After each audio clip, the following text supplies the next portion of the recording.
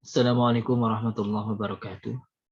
Alhamdulillahirabbil alamin wassalatu wassalamu ala sayyidina Muhammadin wa ala alihi wa sahbihi ajma'in amma ba'd.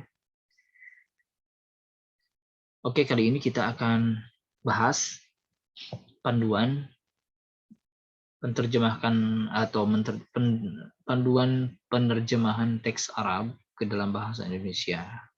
Yang pertama, perlu diingat bahwa bahasa Arab itu bisa diungkapkan dengan jumlah ismiyah dan jumlah fi'liyah. Silahkan Anda boleh pilih. Namun ketika diterjemahkan ke dalam bahasa Indonesia, tetap harus menjadi jumlah ismiyah. Artinya formasinya nanti diterangkan dulu baru menerangkan. Bahkan nantinya meskipun di bahasa Arab itu jumlah ismiyah pun bisa diungkapkan dengan dua cara, yaitu dengan cara pertama mubtada'nya seperti biasa di depan, kemudian khobar setelah mubtada posisinya. Namun ketika diungkapkan dalam formasi khobarnya di depan disebut dengan khobar muqaddam dan mubtada muakhar, tetap ketika diterjemahkan ke dalam bahasa Indonesia maka harus dalam posisi awal, kecuali kalau Anda ingin punya kesan atau memberikan kesan tertentu kepada lawan bicara Anda. Jadi formasinya harus jumlah ismiyah kalau diterjemahkan ke dalam bahasa Indonesia. Artinya formasi subjek, predikat, objek. Contohnya begini ya. Kita akan bahas nanti sambil berjalan ya, sambil melakukan penerjemahan.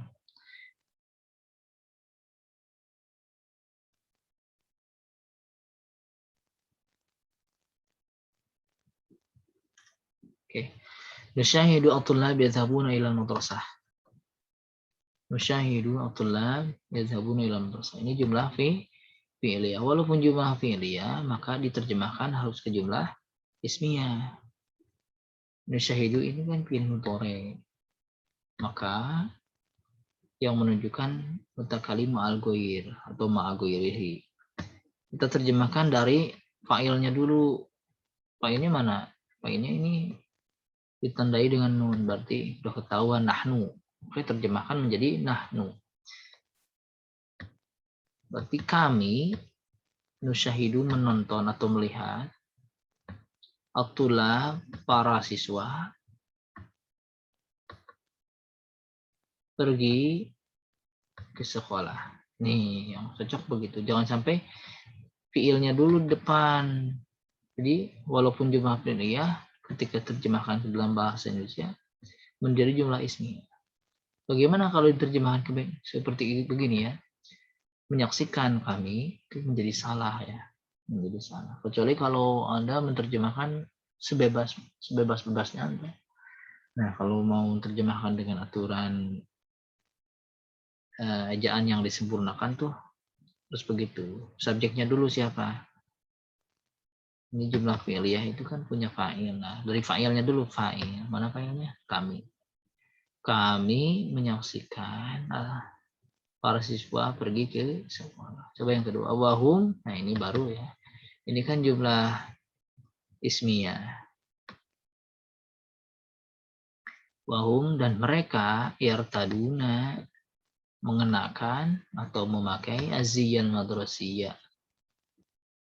Uniform atau seragam sekolah litulab bagi para siswa. Itu berarti diterjemahkan mereka memakai seragam sekolah bagi para siswa atau untuk siswa, khusus siswa juga boleh.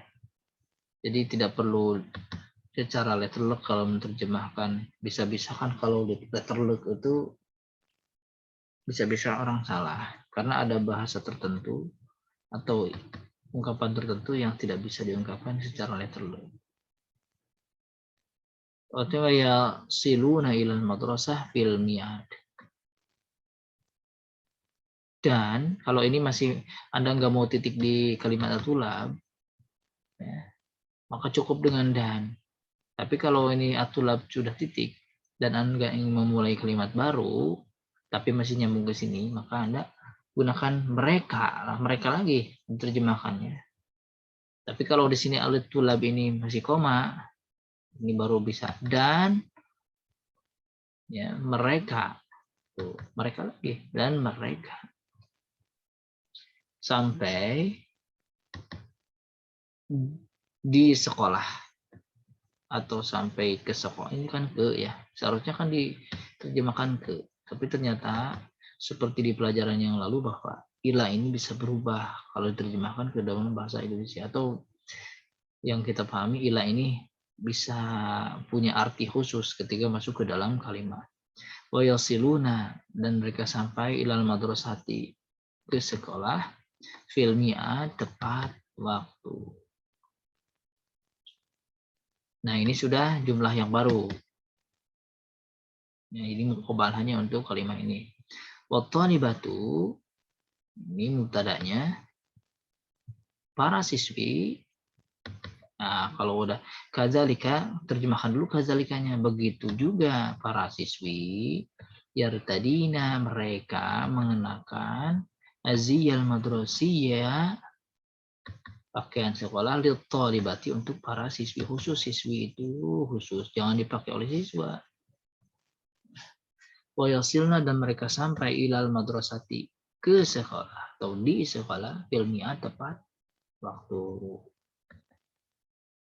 Nah, kemudian lil madrasati nidhamun.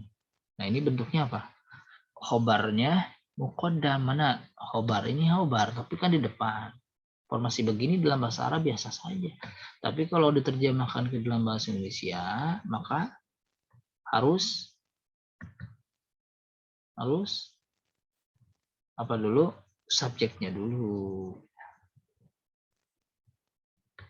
Jadi sekolah ini memiliki peraturan. Sekolah ini memiliki peraturan. Jadi sebenarnya al-madrasah ini kan khobar. Khobarnya muqaddam, didahulukan. Terjemahkan saja dari sini. Biasanya kan nidham ini mubtada. Biasanya kalau mubtada diterjemahkan dulu. Tapi kalau posisinya seperti ini, maka terjemahkan langsung dari sini, dari khobarnya. Sekolah ini memiliki, nah baru memilikinya di bagian ke setelah madrasah. Sekolah ini memiliki nidhamun, peraturan. Yajibu ala thulab wa thalibat al-iltizam. Ini bentuknya isim fa'il. Kita rubah ke isim fa'il. Ini jumlah fi'liyah. Kita rubah ke jumlah ismiyah ketika menerjemahkan. Mana fa'ilnya?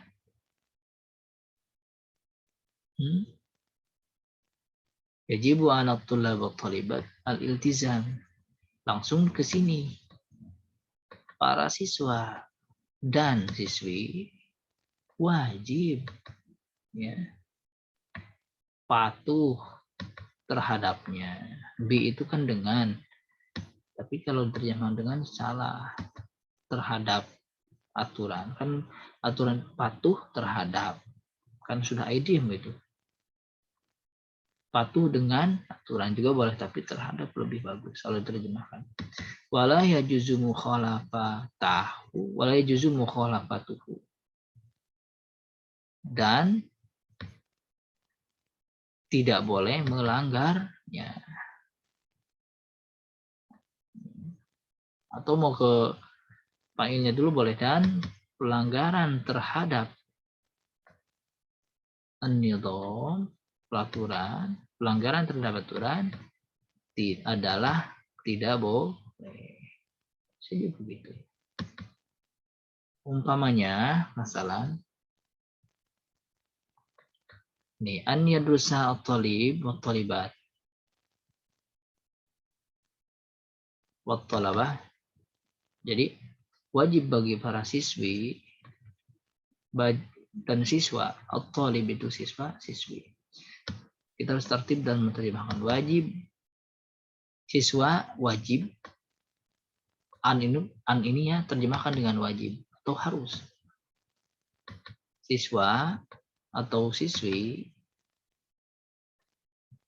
harus atau wajib belajar, tuh kan?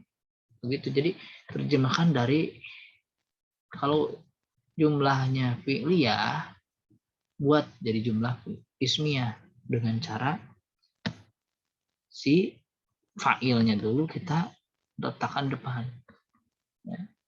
Para siswa atau siswa dan siswi wajib belajar ala hasabil jadwal sesuai jadwal. Adirasi lil madrasah sesuai jadwal pelajaran di sekolah. Kemudian anyar tadi atau ibu yang madrasah yang kedua, siswa dan siswi wajib mengenakan pakaian atau seragam sekolah. Wabinaan ala dalik, berdasarkan hal itu, Fa'inna taliba al-mutaakhira, maka ya ini kan fa'inna taliba al-mutaakhira, maka sesungguhnya kadang-kadang nggak perlu diartikan. Itu kan kalau di bahasa Arab kan taukid itu perlu tekanan, tapi kalau diterjemahkan tidak perlu ya. Kadang-kadang tidak perlu itu diterjemahkan. Sesuaikan saja dengan rasa bahasanya. Fa'inna taliba al-mutaakhira, karena maka siswa yang terlambat anidarsi, terlambat mengikuti pelajaran, yu'tabar mukhalifan linidham, dinilai sebagai pelanggar aturan.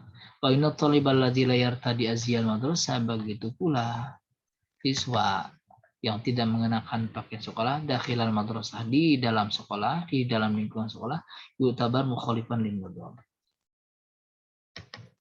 Dan siswi yang allati tumarisu muamalatan sayyi'ah, siswi yang melakukan pergaulan bebas atau pergaulan buruk, tu'tabar dinilai mukhalifatan lil, dinilai juga melanggar aturan. Sedikit lagi lanjutkan. Wa hunaka nidhamun yakunu ma'mulan bih. Ada juga